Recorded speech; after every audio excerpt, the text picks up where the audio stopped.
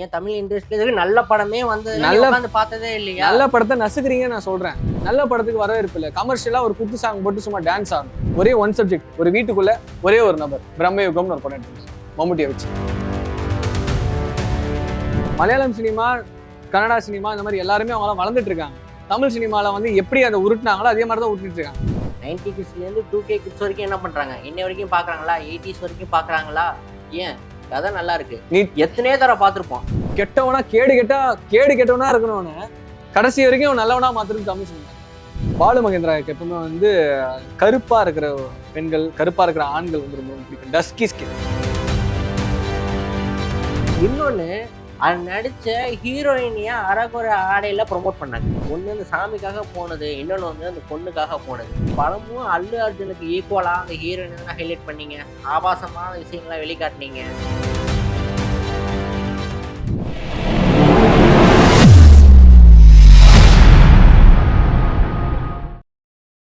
வாயா வெளியில போவோம் அப்படின்னா எனக்கு என்ன எங்கேயோ போய் தொலைஞ்சிட்டேன். எங்க போனேன்? நான் எங்க போனா உனக்கு என்ன? காந்தாரா படத்துக்கு போனேயா? ஏன் இட்லி கடன்னு படம் ரிலீஸ் ஆகி நல்ல வரவேற்பு இருக்கு, அந்த படமே பார்க்கலாம் இல்லையா? காந்தாரா என்ன மாதிரி ஒரு படம் தெரியும்ல? அதுல பார்ட் 1 பார்ட் 2 அப்படின்ற மாதிரி 2 சப்ஜெக்டும் அவ்வளவு சூப்பரா ரிஷப் ஷெட்டி எடுத்திருப்பாரு. அவனை பார்க்கவே வந்து அவ்வளவு சூப்பரா இருக்கியா, வைபா இருக்கு. நிறைய ரிவ்யூ எல்லாம் பார்த்தேன், நிறைய மக்களும் சொல்றாங்க தமிழ் இண்டஸ்ட்ரியை விட வந்து கன்னடா இண்டஸ்ட்ரி வந்து நல்ல மேலோட்டமா போயிட்டு இருக்கு, அந்த படம் வந்து நல்லா பிரம்மாண்டமா இருக்கு அப்படின்னு. ஆனா அது ஸ்டார்டிங் பட்ஜெட் பார்த்தா 125 சம்திங் போலதான் இருக்கு. அப்படி அந்த படத்துல என்ன சிறப்பு? நான் என்ன சொல்றேன்னா, தமிழ் இண்டஸ்ட்ரியில படம் கொடுக்குறீங்க, அது நல்ல படமா கொடுங்களேன். ஏன் தமிழ் இண்டஸ்ட்ரியில நல்ல படமே வந்து உட்காந்து பார்த்ததே இல்லையா? நல்ல படத்தை நசுக்கிறீங்க நான் சொல்றேன். ஏன் டூ லேட்னு ஒரு படம் வந்துச்சு, அந்த படம் பார்த்துருக்கீங்களா? ஸோ பரியரும் பெருமாள் படத்தை வந்து நல்ல படம், நல்ல படம். அந்த படம் கடைசி விவசாயின்னு ஒரு படம் வந்துச்சு. கண்டிப்பா அந்த படத்தை யாருன்னா பேசுனீங்களா? யாரும் பேச மாட்டீங்க. நல்ல படத்துக்கு வரவேற்பு இல்லை. கமர்ஷியலா ஒரு குத்து சாங் போட்டு சும்மா டான்ஸ் ஆடணும். ஏன்னா இப்போ ஒரு காலேஜ் சப்ஜெக்டா நான் தான் டான் அப்படின்னு சொல்லிட்டு டான்ஸ் ஆடுவாங்க, இல்ல நான் தான் இது அப்படின்னு சொல்லிட்டு ஒரு டான்ஸ் ஆடுவாங்க. இந்த மாதிரி ஒரு கோட்பாட்டில் ஒரு படம் எடுத்தா அவங்களுக்கு கமர்ஷியல் பேஸ்ல நல்லா ஒரு கலெக்ஷன் வருது அப்படின்னு நினைக்கிறாங்க. இப்போ வந்து ஜனங்க நல்லா பிடிக்க ஆரம்பிச்சிட்டாங்க. ஏன்னா வந்து இந்த மலையாளம் சினிமா ஆகட்டும், மலையாளம் சினிமால ஒரு சின்ன சின்ன சப்ஜெக்ட் ஃபுல் படமெல்லாம் இருக்கும். ஒரு வீடு இருக்குமா, அந்த வீட்டுக்குள்ளேயே ஒரு கதையை முடிச்சிருவாங்க. ஒரே ஒன் சப்ஜெக்ட், ஒரு வீட்டுக்குள்ள ஒரே ஒரு நபர், பிரம்மயுகம்னு ஒரு படம் எடுத்திருக்காங்க மம்முட்டியை வச்சு. அப்ப தமிழ் சினிமால வந்து என்ன குறைபாடு இருக்கு? நல்லா தானே போயிட்டு இருக்காங்க. 10 படம் வருது, 2 படம் பிளாப்னா நம்ம அது வந்து குறை சொல்லிட முடியாதுல்ல.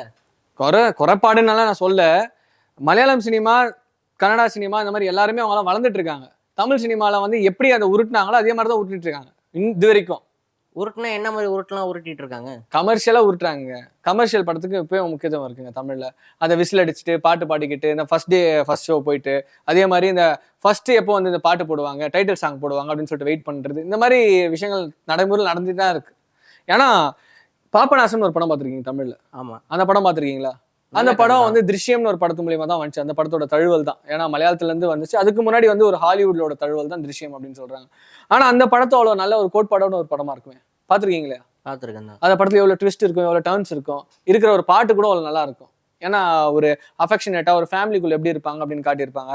அதுக்கப்புறம் அந்த ஃபேமிலி எப்படி வந்து இந்த விஷயத்துல இருந்து தப்பிக்கிறாங்க அப்படின்னு காட்டியிருப்பாங்க. எல்லாமே மக்களோட ஒரு மனநிலை தான்.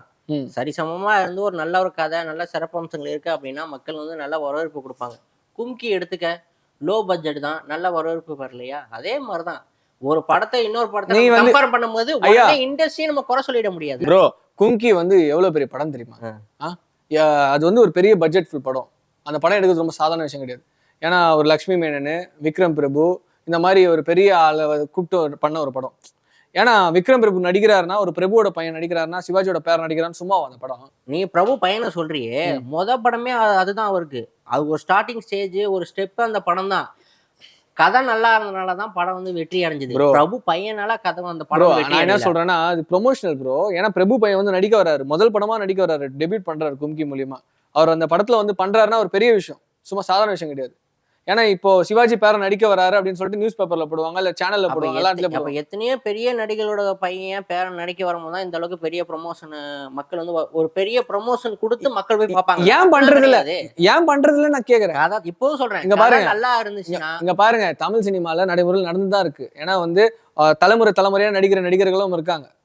ஒரு படத்தை அதிகபட்சம் ஒரு மனுஷன் எத்தனை தடவை பார்ப்பான் ஒரு வாழ்நாள்ல? பார்க்கலாம். எனக்கு பிடிச்சா ஒரு நான் ஒரு தடவை 50 2 டைம் தடவை பார்ப்போம். 50 டைம் கூட பார்ப்பேன்ப்பா ஒரு படத்த. பார்க்கலாம். ஆ. கதை நல்லா இருக்கணும். அதுல இருக்கக்கூடிய கதை அம்சங்கள் வந்து நல்லா இருந்தா மட்டும்தான் அது ஒரு ஈர்ப்பு ஏற்படும். நம்ம தொடர்ந்து பார்ப்போம். உதாரணத்துக்கு நாட்டாம, படையப்பா இன்னைய வரைக்குமே மக்கள் பார்க்குறாங்க. 90 கிட்ஸ்லேருந்து 2K கிட்ஸ் வரைக்கும் என்ன பண்றாங்க? இன்னைய வரைக்கும் பார்க்குறாங்களா? 80s வரைக்கும் பார்க்குறாங்களா? ஏன்? கதை நல்லா இருக்கு. நீ எத்தனையோ தடவை பார்த்துருப்போம். உன் வாழ்நாள்ல ஒரு 40 தடவை நீ இந்த படத்தை என்ன பண்ணியிருப்ப? ரிப்பீட்டடா பார்த்துருப்ப. இன்னைக்கு அந்த படம் போட்டாலும் நம்ம பார்ப்போமா? நல்லா பார்க்கலாம் ப்ரோ. நான் ம். என்ன சொல்றேன்னா, அதர் லாங்குவேஜ்ல நல்ல படம் எடுக்குறாங்க. நான் தமிழ்லயே எடுக்குறாங்க சில படங்கள் நான் சொல்றேன். ஏன்னா இப்போ ஜமான்னு ஒரு படம் வந்துச்சு. அந்த படத்தை வந்து நிறைய பேர் பேசவே இல்ல. நல்ல ஒரு படம். பாரி அவர்களுக்கு வந்து ஒரு அவார்டு கொடுத்துருக்காங்க விகடன் மூலியமா. ஆனா ஜமான்னு ஒரு படத்தை யாருமே பார்த்தது இல்ல. ஒரு நல்ல படம், சோஷியல் மெசேஜ் சொல்ற ஒரு படமா இருக்குது ஜமா பார்க்க சொல்லவே. ஏன்னா தமிழ் சினிமால அவங்க பண்ணக்கூடிய மிகப்பெரிய தவறு என்ன பண்றாங்கன்னா, ஒரு பெரிய நடிகர் கூப்பிட்டு உனக்கு நான் 300 கோடி 400 கோடிக்கு தந்துடுறேன் அப்படின்னு அந்த நடிகர் மட்டுமே வச்சு அந்த படம் வந்து ஹிட் ஆயிடும் அப்படின்னா ஃபெயிலியர் தான் ஆகும். நான் தான் சொல்றேனே, இப்ப லெஜெண்ட்னு ஒரு படம் வந்துச்சு இல்லையா? லெஜெண்ட் ஆ, வந்து நான் கூலி எடுத்துக்கோ. ஐயா நீங்க அதை விட்டுருங்க. கூலியை விட்டுருங்க. லெஜெண்ட் பாருங்க எவ்வளவு ப்ரொமோஷன் படம். அவ்வளோ ப்ரொமோஷனு, அவ்வளோ பெரிய நடிகர் ஜேடி ஜெரியை வச்சு டைரக்ட் பண்ண வச்சு எவ்வளோ ஒரு பட்டாளமே நடிச்சிருந்தாங்க அந்த படத்துல. விவேக், அப்புறம் வந்து யாஷிகா ஆனந்த், இந்த மாதிரி அது பெரிய பெரிய ஏன்னா அது நடிச்ச ஒரு நபரை வந்து ப்ரொமோட் பண்ணணும், ஒரு பிராண்டா ஆக்கணும்னு ட்ரை பண்ணாங்க. ஆனா கதை நல்லா இருக்கணும்ல. இப்பயும் சொன்னேன், யாரெல்லாம் நடிக்கட்டும், பெரிய ஹீரோவா நடிக்கட்டும், மாஸ் ஹீரோவா இருக்கட்டும், ம். கதை நல்லா இருந்தா மட்டும்தான் அந்த படம் வந்து வெற்றி அடையும். நீங்க எவ்வளவு பெரிய மாஸ் ஹீரோவா இல்ல சூப்பர் ஸ்டார் நடிச்ச படமே மண்ணு கவிட்டு தானே போகுது. அப்போ வந்து தமிழ் இண்டஸ்ட்ரியில பண்ணக்கூடிய மிகப்பெரிய தவறு என்னன்னா, சூப்பர் ஸ்டார் கதைக்கு முக்கியத்துவம் கொடுக்கறது இல்ல. சூப்பர் ஸ்டார் நடிச்ச படம் வந்து எப்படியோ கலெக்ஷன் ஆயிடும்.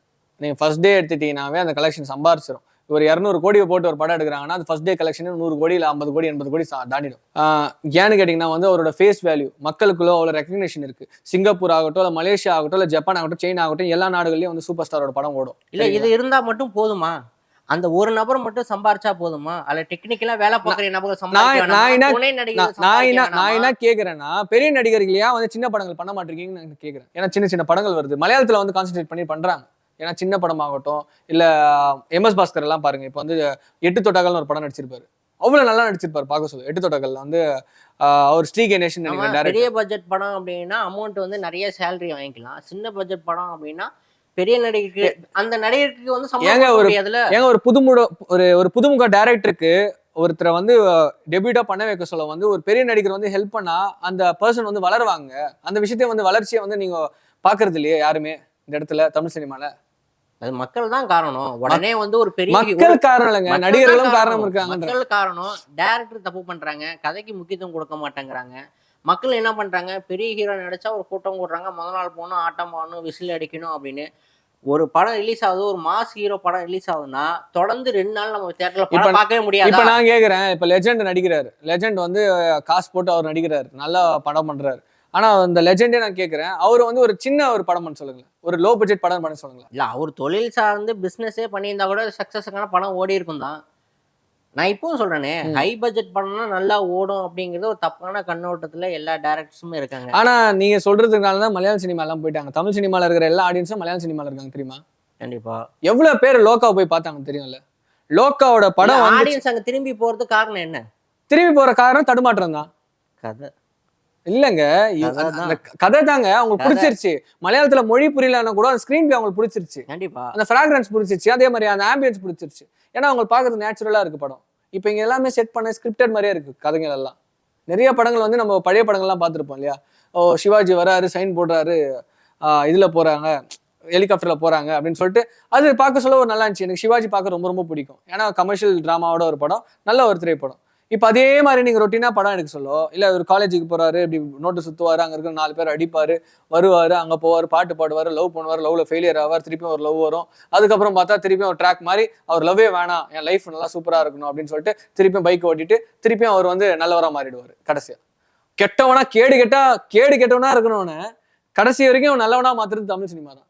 ஒரு டைரக்டர் வந்து ஒரு நடிகரை பார்த்து, ஒரு பெரிய நடிகரை பார்த்து கதை சொல்லும் போது முழுமையா கதை யாரும் கேட்க மாட்டாங்க. எந்த ஒரு பெரிய நடிகருமே வந்து இப்ப யாருக்குமே பொறுமை இல்ல. ஒரு 3 மணி நேரம் 4 மணி நேரம் வந்து நீ உட்காந்து சொல்லு, நான் வந்து கேட்கறேன் அப்படிங்கிற பொறுமைலாம் இல்ல. எவ்வளோ பட்ஜெட் படம், எனக்கு எவ்வளோ சம்பளம், அதுல எனக்கு என்ன ரோலு, நான் என்ன லீட் ரோல் எடுத்து பண்ண போறேன், அவ்வளோதான். வீடுன்னு ஒரு படம் இருந்துச்சு. பழைய படம் தான், தமிழ்ல வந்து ஒரு படம், பாலு மகேந்திராவோட டைரக்ஷன்ல வந்து ஒரு படம். பாலு மகேந்திராவுக்கு எப்பவுமே வந்து கருப்பா இருக்கிற பெண்கள், கருப்பா இருக்கிற ஆண்கள் வந்து ரொம்ப ரொம்ப பிடிக்கும். Dusky skin. ஏன்? அது தமிழ் பாரம்பரியம், தமிழ் மண்முகம் அப்படின்னு சொல்லுவாங்க. ஸோ அந்த மண்முகத்தை வந்து எப்பவுமே பாலு மகேந்திரா காட்டணும்னு நினைப்பாரு. அந்த வீடு படத்துல அவ்வளவு சூப்பரா அந்த மியூசிக் எல்லாம் கேட்டிருப்பீங்க. டட்டன்னு ஒரு மியூசிக் ஒன்று வரும். எல்லாருமே ரிங்டோனா வச்சிருப்பாங்க இப்போ இது வரைக்கும். அந்த மாதிரி ஒரு திரைப்படத்தை திருப்பி எடுக்க முடியுமா தமிழ் சினிமால? யாராச்சும் எடுக்க முடியுமா? இப்ப இருக்கிற டெபியூட் டைரக்டர்கள் சொல்றேன், நிறைய பேர் இருக்காங்க. வாய்ப்பு இருக்கு, ஆனா முயற்சி பண்ண மாட்டாங்க. எடுக்க முடியாதுன்னு ஏன்னா அப்பவே எடுத்துட்டாங்க அப்படிங்கும்போது இப்பயும் எடுக்கலாம். அட்வான்ஸ் டெக்னாலஜி எவ்வளவு யூஸ் பண்ணலாம் இண்டஸ்ட்ரியில. ஆனா என்ன பண்ண முடியும்? எடுக்க மாட்டாங்க. ஏன் அப்படின்னா ஏன் எடுத்துக்கிட்டு இப்ப என்ன ஆபாசமா 4 பேர் நடிக்க வச்சா படம் ஓடிரும், இல்ல யாராவது ஒரு ஐட்டம் சாங் ஆட வச்சா படம் ஓடிரும். நீ காந்தாரா மூவியை சொன்னியே, அதுல அந்த மூவில 2 விஷயம் ஹைலைட் பண்ணாங்க. என்னன்னு சொல்லு.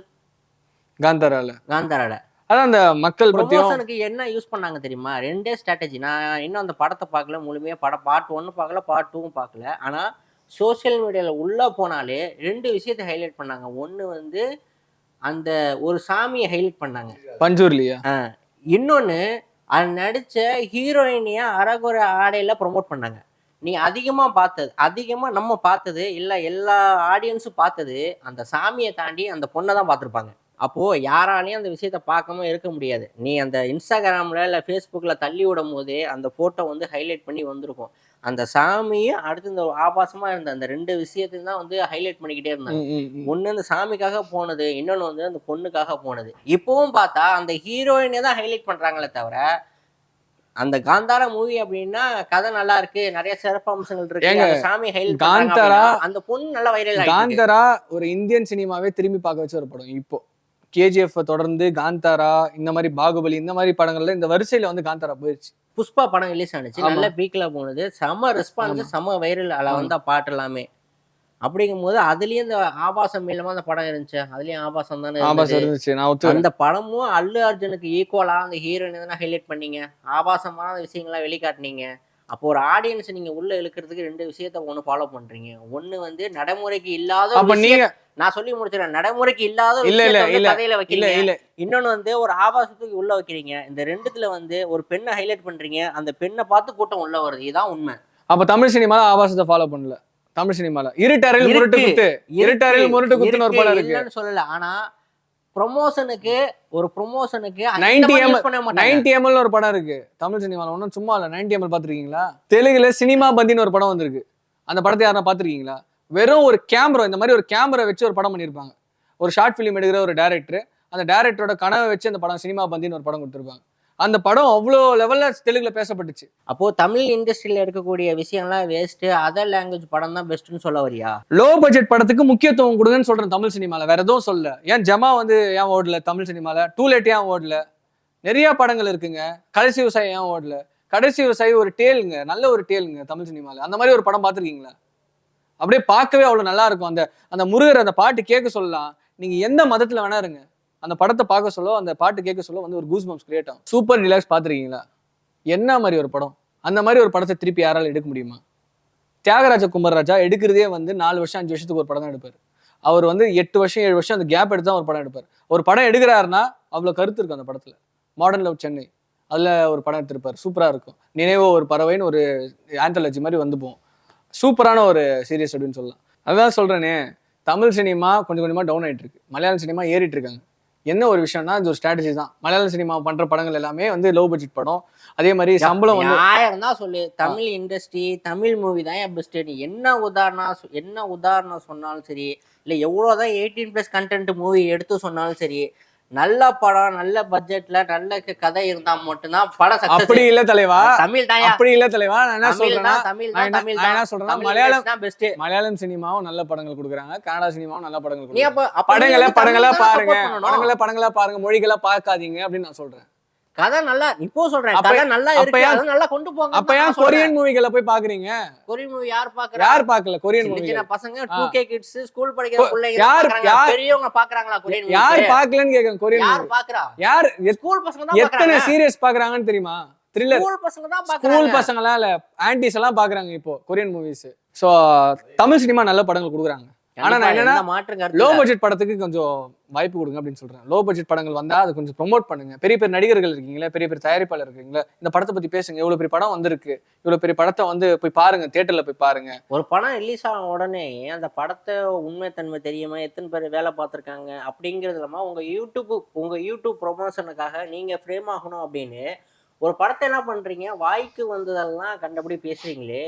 ஒரு ஷார்ட் ஃபிலிம் எடுத்து பாருங்க எவ்வளோ கஷ்டம் இருக்கும் அப்படின்னு. அப்போ ஒரு ஃபிலிம் இண்டஸ்ட்ரியில கண்ணுக்கு தெரிஞ்ச நபர்களை விட கண்ணுக்கு தெரியாம எத்தனை நபர்கள் வேலை பார்க்குறாங்க தெரியுமா?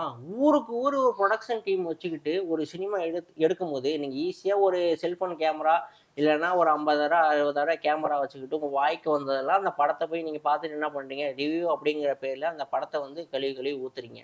ஒரு ஷார்ட் ஃபிலிம் எடுத்தா ஒரு ஷார்ட் ஃபிலிம் எடுத்து பார்த்தா மட்டும் தான் தெரியும் அதுக்கு எவ்வளோ கஷ்டம் இருக்கு அப்படின்னு. அப்போ இவ்வளோ பெரிய ஒரு இண்டஸ்ட்ரியில இத்தனை பேர் வேலை பார்க்கும்போது ஈஸியா ரிவ்யூ அப்படிங்கிற பேர்ல எல்லா சினிமாவும் தப்பா பேசாதீங்க. அதாவது ஒரு நல்ல படம் வருது அப்படின்னா உங்களோட கருத்தை சொல்லுங்க. படம் பார்க்குறதும் பார்க்காததும் ஆடியன்ஸோட விருப்பம். ஒருத்தவங்க பார்க்கணும் அப்படிங்கிற மைண்ட் செட்ல இருந்தாங்க அப்படின்னா நீங்க என்ன பண்றீங்க, நீங்க சொல்லக்கூடிய ரிவ்யூனால அந்த படத்தை போய் பார்க்காம போயிடுறாங்க. நம்ம ஏன் படத்துக்கு போனோம்? ஒரு மைண்ட் ரிலாக்ஸ்டு ஒரு 2 மணி நேரம் போய் படத்தை பார்த்தோமா, ஒரு ரிலாக்ஸா வந்தோமா, அது அவன் போய் என்ஜாய் பண்ணட்டும். உனக்கு நீ எடுத்து பேசுறதுக்கு எவ்வளோ விஷயம் இருக்கு. இல்ல அப்படின்னா நம்ம தமிழ்நாட்டுல அவ்வளோ விஷயங்கள் அநியாயமா நடக்குது. அந்த விஷயத்த எடுத்து பேசுங்க. நெறைய இடத்துல கொள்ளை, கற்பழிப்பு, ஊழல் நடக்குது. நெறைய இடத்துல அமைச்சர், எம்எல்ஏ தப்பு பண்றாங்க. இத பத்தி பேசுங்க. நெறைய இடத்துல ஊழல்லாம் நடக்குது. அத பத்தி நம்ம பேசலாம். அதெல்லாம் கிடையாது. ஏதோ சினிமா பத்தி பேசுறீங்க. நீங்க பேசக்கூடிய விஷயம் 1000 பேர் வாழ்க்கையை வந்து பாதிக்குது அப்படிங்கிறது இந்த விஷயம் மூலமா நாங்க சொல்ல வரக்கூடிய ஒரு உண்மை. கண்டிப்பா அந்த சினிமா நாலேஜ் இல்லாம வந்து சினிமா வந்து ரிவ்யூ பண்ணாதீங்க அப்படின்னு நான் சொல்றேன். நிறைய பேருக்கு வந்து ரிவ்யூ பண்ணி காசு சம்பாதிக்கணும், யூடியூப்ல வந்து காசு சம்பாதிக்கணும் அப்படின்னு நிறைய பேர் வந்து காத்துட்டு இருக்காங்க. அந்த வகையில வந்து நல்ல படங்கள்னு சொல்லுங்க, அழுத்தமா சொல்லுங்க. அந்த படத்தை வந்து என்ன சொல்றீங்க, இது வந்து ஒரு மாதிரி இருக்கு, அது வந்து ஒரு மாதிரி இருக்கு, லேகா இருக்கு, அங்க இருக்கு, இதுவா இருக்குன்னு. ஏன்னா ஒரு டெக்னீஷியனும் அவ்வளவு கஷ்டப்படுறாங்க. லைட்மேன்ல இருந்து இல்ல அந்த ஃபுட் டிபார்ட்மெண்ட்ல இருந்து எல்லாருமே கஷ்டப்படுறாங்க. போடுற ப்ரொடியூசர் ஆகட்டும் எல்லாம் கடை வாங்கி தான் படம் பண்றாங்க. அவ்வளோ ஈஸி கிடையாது. நல்ல படங்களுக்கு வரவேற்பு கொடுங்க, அதே மாதிரி சின்ன படங்களுக்கும் வரவேற்பு கொடுங்க. நன்றி, வணக்கம். நான் உங்கள் ரஃபீக் மற்றும் டென்சி. நன்றி.